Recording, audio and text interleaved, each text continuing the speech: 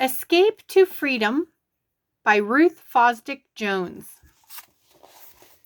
Chapter 2. There are 3 of them after me.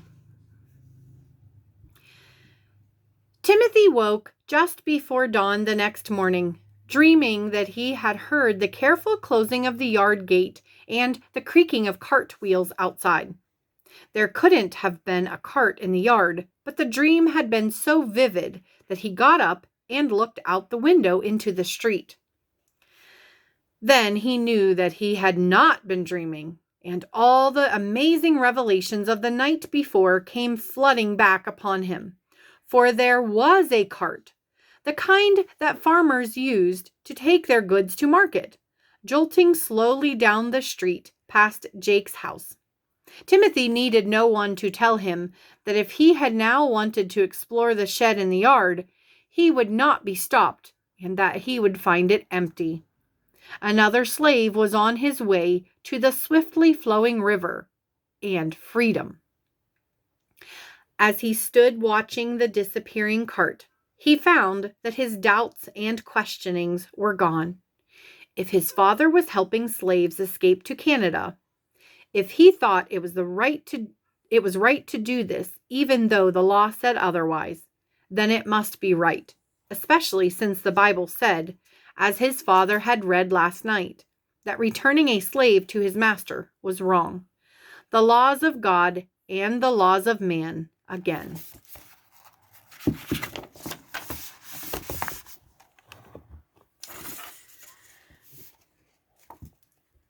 Timothy sighed and yawned and slid back into the warmth of his bed. Now that he had sorted out his beliefs, the legal side of the matter seemed less important. It might be dangerous to help a runaway escape, but as he knew from Uncle Tom's cabin, it could be exciting also. Perhaps now that I know about his being a conductor, Father will let me help him, the boy thought eagerly. And with his mind filled with bright dreams of adventure, he drifted back to sleep. When he appeared in the kitchen for breakfast, his father was already at the table pondering a letter while he finished his portion of warmed-over hash. Timothy wondered where the letter had come from so early in the morning, but he did not ask. He paid his respect to the wash basin, towel, and comb, and sat down at the table. "Good morning, Father," he said. Mr. Blaine looked up from his letter, glanced shrewdly at Timothy's cheerful face, and seemed to make up his mind about something. "Good morning, son," he answered. Then, without preamble, he went on. "I have a letter here which says that we are to receive 3 packages this afternoon, 2 large and 1 small." Timothy was puzzled. The Blaines seldom received packages, and it seemed to the boy that his father was acting rather mysterious about them.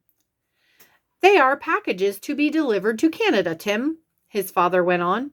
"That is what we call them when it is necessary to refer to them in writing. Packages."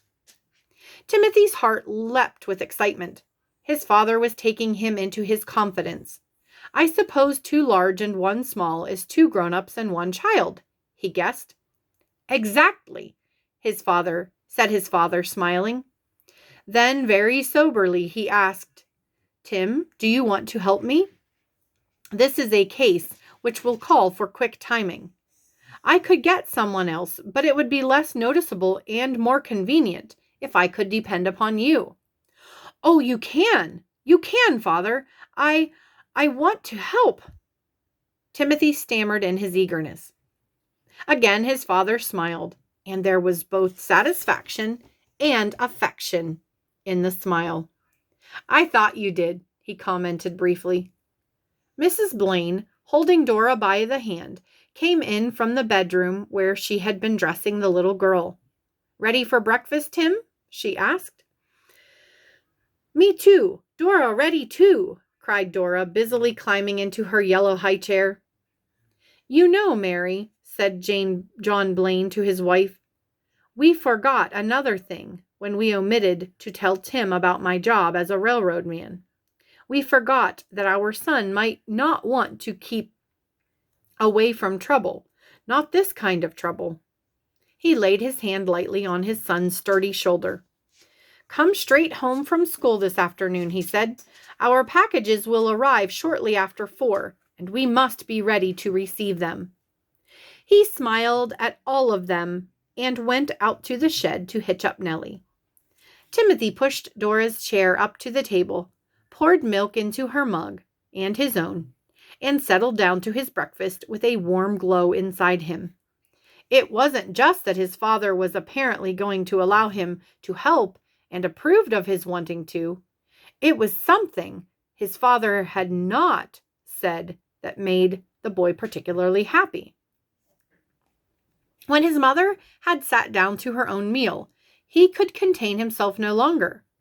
"Mother," he said, "do you realize that when Father asked me to help this afternoon, he never once reminded me that I mustn't say anything about it to anyone?"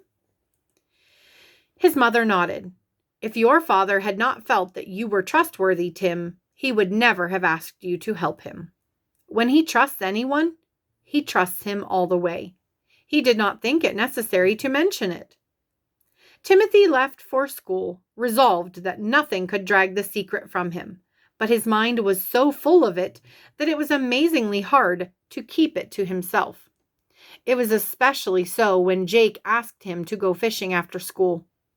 Timothy solved the problem by saying, "My father wants me to help him this afternoon." This, of course, was true, and it convinced Jake. John Blaine, who had been a carpenter before he turned schoolmaster, often did his carpentry jobs after school and on Saturdays to extend his slender salary. And Timothy was expected to help him when he needed help. But the boy hated to dissemble to Jake. It was the first time, he thought sadly, that he had ever had a secret from his friend. When he reached home, he found his father there before him, his frock coat discarded for the coarse homespun shirt and old trousers he wore when he was working. "Come here, Tim," he said, "and I shall tell you what we are going to do." Obediently, Timothy seated himself on a chair that his father pulled up close to his own.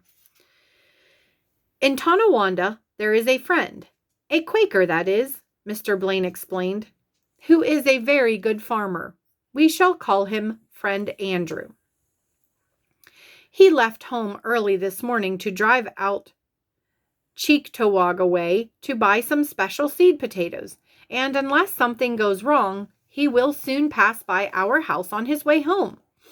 He thinks, because the marshal's deputies have been suspicious of the man he is going to see, that he may be pursued, and that is the reason for the little deception in which we are going to take part."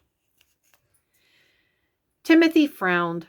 "But what about the slaves, Father?" he asked. "Nobody could stop this friend Andrew from carrying a load of seed potatoes." Son, chided his father. "I thought you would guess at once. He is not carrying seed potatoes. The 3 packages will ride as far as this house in the back of his wagon covered with sacking. 3 sacks of seed potatoes are already in our shed. What we have to do is to shift the 2 cargoes. We may not have much time. Friend Andrew has a fast horse, and he is expert at eluding pursuit. But if he is followed, the marshal's men won't be far behind him. Moreover, they will not have wagons hitched to their horses to slow them down. Friend Andrew has not left much margin for error. He plans to enter the city from the east side, cross over by a zigzag route to Main Street just north of here, and come down Main to Virginia Street. He will stop briefly at our shed, where he will deliver the packages to us, and we shall deliver the potatoes to him. Then he will continue along Virginia Street to Niagara, which will take him almost home." Mr. Blaine paused to give Timothy time to digest what he had said. It did not take the boys long to see how carefully these plans had been made. The Blaines' house stood at the southeast corner of Pearl Street in Virginia, just 1 block west of Main Street. The house itself faced on Pearl, but the shed was set flush with the fence on the Virginia Street side. Only recently, John Blaine had cut a door through that end of the shed so that he could now drive in or out either from Virginia Street or through the yard and out the gate into Pearl Street. Timothy shook his head admiringly at his father. "It must be very convenient in your business to live on a corner with a shed that has an entrance on the side street," he commented. His father chuckled. "For years I have had to open the shed door into the yard, drive the wagon out, shut the door, drive through the yard to the gate, get out and open the gate, drive the wagon through, and get out again and close the gate," he said. "Now at least I have eliminated the opening and closing of the gate. I don't know why I didn't think of putting a street door in that shed years ago," he finished boyishly. Timothy reflected that although being a conductor on the Underground Railroad undoubtedly had its dangers, his father had moments of enjoying it. And he also thought how clever his father had been to include the new door in the plans he had made with friend Andrew. The block from Main Street to Pearl was a short one, and, except for John Blaine's new shed door, there was no break on either side of the high board fencing with which property owners surrounded their yards. It was very unlikely that anyone would see the Quaker deliver his packages. Mr. Blaine glanced at the steeple clock on the kitchen mantel. "Let's get out to the shed, Tim," he said. "We'll have to wait a little while, but it is better to be too early than too late." Silently they crossed the yard and entered the shed, closing the door behind them. In the dim light that came through the one dusty window, they found their way past the cart and gave Nellie a reassuring slap on her rump as they went by her stall. They stopped at the door that opened into Virginia Street, where the new wood showed up brightly against the weathered planking of the rest of the building. Mr. Blaine took down the long wooden bar that held the double doors and stood it securely in the corner. "Now, Tim," he said, "when I tell you, open the left-hand door, and I shall take the right. Friend Andrew will back the end of his wagon into the shed. Then I'll get the packages out while you throw the potatoes in. They are right there beside you." And Timothy, looking around in the shadows, saw that he was almost stepping on 3 knobby sacks of potatoes. What happened next was neither exciting nor dangerous. They simply stood and waited. As the minutes passed, Timothy's muscles tightened until he felt as though he were pulled taut like a strip of India rubber. When was friend Andrew coming? Had something happened? He thought his father must feel somewhat the same way, for after what seemed a long time, John Blaine reached into his pocket and took out his thick silver watch. He snapped open the cover, looked at it, and snapped it shut again. The small noise seemed very loud in the quiet shed. He said nothing, but Timothy knew by the sudden grin on his father's face that friend Andrew was late.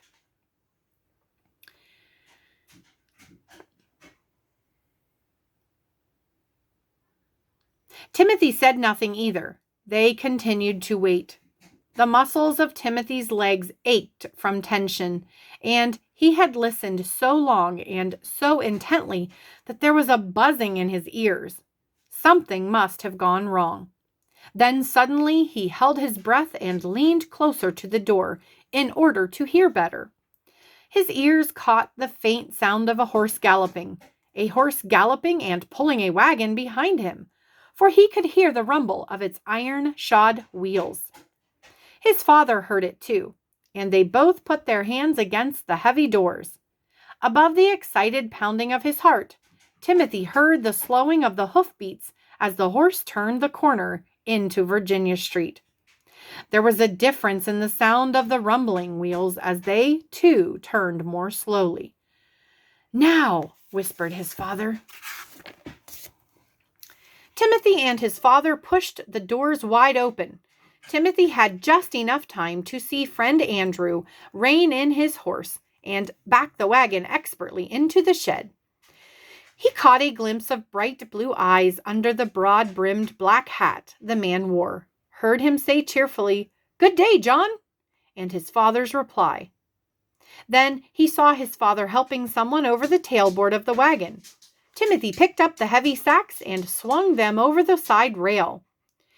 "There are 3 of them after me," Timothy heard the Quaker say happily, "but I'll give them a goodly chase before I let them catch me, just to prove," he explained, "that they have mistakenly been following an innocent man." He patted his horse's side. "Now has thee finished, John?" Only by this question did friend Andrew betray his impatience to be gone. "All ready, Andrew," answered Mr. Blaine. "May God keep thee," called the Quaker softly, and with a slap of the reins on his horse's neck, he shot out of the shed and continued on his way out Virginia Street. They heard the quickened hoofbeats of his horse as they picked up speed. Timothy and his father swung the doors shut, and Mr. Blaine was just replacing the stout wooden bar when they heard the sound of horses galloping, then pausing. One of the riders shouted, "There he goes!" and turning into Virginia Street, they raced past the shed. The pounding of hoofs died away in the distance. Timothy realized that he had been holding his breath. He let it out in a gusty sigh that could be heard all over the shed. His father's words seemed to echo the boy's relief. "It was risky," said John Blaine, "but if anyone could do it, Andrew could. Now, Tim, let us see to the comfort of our guests." Timothy started. He had, for the moment, forgotten all about the slaves. But now he saw his father approach the 3 figures huddled against the wall of the shed and hold out his hand. "I am John Blaine," he said quietly. Timothy could tell by his voice that he was smiling.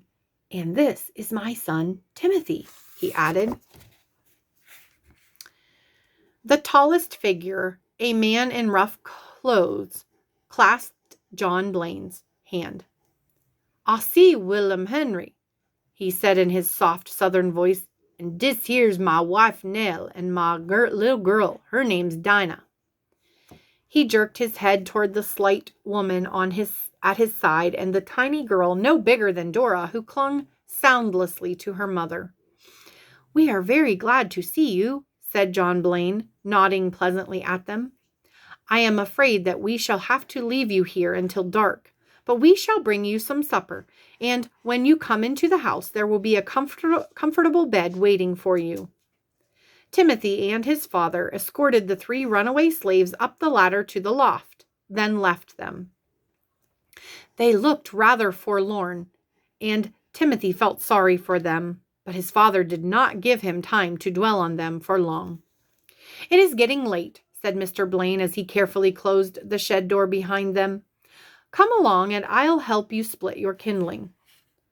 "I can do it all right, father," protested Timothy. "There is plenty of time before supper." "No," replied Mr. Blaine firmly. "I would rather like a little exercise after standing still all that time. Did the waiting bother you, Tim?" Yes, it did. Timothy found it a relief to say so, to admit that he found the nerve-wracking tension very unpleasant. "There is a lot of waiting in this business, which no one ever enjoys," said John Blaine. "When you just have to stand still and wait, that is the time when you are apt to become panicky, to feel sure that something has gone wrong, and to do something foolish." His father picked up the axe, and Timothy silently handed him a log. "You never can afford to be panicky. You have to keep your wits about you all the time." He struck the log a clean blow that split it entirely in 2. "More than that," he went on, "you have to outwit the other fellow, outmaneuver him in planning, and by improvising in the spur of the moment if you have to. But you must do all your planning and improvising without forgetting anything. Just one small detail forgotten might endanger the people who are who are working with you." He split the halves of the log again, and then again until the sticks were the right size for kindling the fire. "And," he finished, handing the axe to Timothy, "you have to be willing to risk your reputation, the welfare of your family, everything, to get your man through. This is not child's play that I have introduced you to, son." "No, father," said Timothy soberly. "I see that now." His boyish dreams of adventure seemed silly and out of place. This was a man's game, and if he wanted to play it, he must act like a man. He aimed the axe at the log with almost as much precision as his father. They worked turn and turn about, splitting the smaller logs for kindling and the larger ones in half for the fireplace, because fire bites into a split log more quickly than into a whole one. Timothy's stomach was telling him that it was time for supper when Mr. Blaine at last struck the axe into the chopping block. "I think that will keep us supplied for a day or so," he said. "It felt good to use my muscles even if I did do half your chore for you." He smiled, and Timothy smiled back at him. Besides, continued his father, as they began to gather up the wood, "after your help this afternoon, I think perhaps you are owed an afternoon off tomorrow. You and Jake can go downtown if you want to." Timothy hesitated. "Yes, father," he said doubtfully. Mr. Blaine caught the hesitation at once. "What's the matter, son? Have you and Jake had a falling out?" he asked. "Oh, no, father." Timothy remembered how hard it had been in school all day not to let something out about their secret. "I'm just afraid I'll forget and say something about your helping the slaves," he burst out. His father stood still with a load of wood on his arm, frowning at the ground. "I see," he said at last. "Well, I'll see what I can do." But what his father meant by that, Timothy had no idea. That night, it seemed to the boy that it had never taken so long for darkness to fall.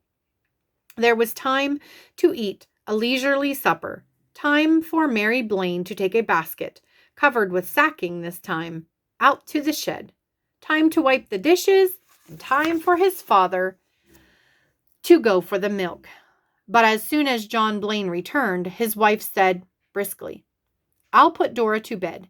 And Tim, you get out the tub, please, and towels and soap."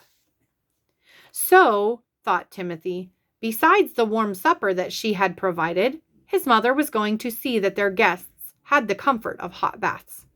How good she was, he thought suddenly with a glow of affection. The May evening had grown chilly, and a cold little wind blew around the corners of the house, so it was a perfectly natural thing to close the inside wooden shutters to keep out drafts. Timothy thought how cozy and private and safe from prying eyes the little house looked, with its shuttered windows and fires burning briskly in the kitchen fireplace and in the Franklin stove in the parlor. He was just putting more sticks into the stove when he heard his father come in with the slaves. His father's deep voice, the shy southern speech of the slaves, and his mother's light, quick words made a pleasant harmony of sound. Timothy got up from his knees and went out into the kitchen. In front of the fire, the wooden tub was already filled with water, and two women, Mary Blaine and Nell Henry, were undressing Dinah. On a small chair lay a nightgown that Timothy recognized as one of Dora's. His mother was saying, "I think I have a dress of my daughter's that will fit Dinah. Hers is worn out with travel." Then he heard his father ask, "Where are you from, Mr. Henry?" The two men were seated at the kitchen table, and Timothy listened for William's reply. "We's from Virginny, Mr. Blaine," answered William Henry. "From Caroline County. Ma grandpappy," he added proudly, "one of old Pat's slaves." "Old Pat?" asked Mr. Blaine, puzzled. Then his face cleared. "Do you mean Patrick Henry?" "Yes, sir," William Henry answered, nodding his head vigorously. Timothy, fascinated by this mention of Patrick Henry, sat down beside his father. What schoolboy did not know of Patrick Henry? Is life so dear or peace so sweet as to be purchased at the price of chains and slavery? Forbid it, Almighty God. I know not what course others may take, but as for me, give me liberty or give me death. Timothy had had to learn it in school, and it had always stirred him. William continued, Old Pat, he die. Den all his slaves, they get scattered round. But always folks say, he grandpappy belong to old Pat. So my name Henry, cause dat what folks call me. John Blaine was aware that Timothy was listening to their conversation. You see, Tim, he explained, a slave is usually called by the name of his first master. If I were a slave owner and a slave was born on my land, his name would be Cyrus or Robert or William Blaine, just as if he were part of my family, which in a way he would be. What Mr. Henry is saying is that Patrick Henry was so famous that even the grandchildren of slaves once owned by him are called by his name instead of that of their own master. William Henry nodded in agreement, his teeth gleaming in a wide smile. How did you get on the railroad, Mr. Henry? Asked John Blaine then. We leave in de night, go to de north, following de star like folks say, to effen you want to be free. We travel in de night and hide in de day. Somehow, here the man shrugged his shoulders. We get by all the paddy rollers de white men set to catch us slaves. Then we get to Loudoun County and hide by a big house. I find the chance to talk to one of the slaves there, and he told me where they put us on the railroad. That man drive us into Maryland. Then another man get us to Pennsylvania, and he finished simply. We been getting nigher to the promised land ever since. John Blaine nodded. Yes, Mr. Henry, only one more river to cross, and that is the River Jordan, he finished quoting. Perhaps it was not strange that the scripture reading that night concerned the entrance of the children of Israel into the promised land. Timothy dreamed of rowing the 3 slaves, asleep in the bedroom next to his own, across the Niagara River, which turned miraculously into the River Jordan, and setting them free in the land they had sought for so long.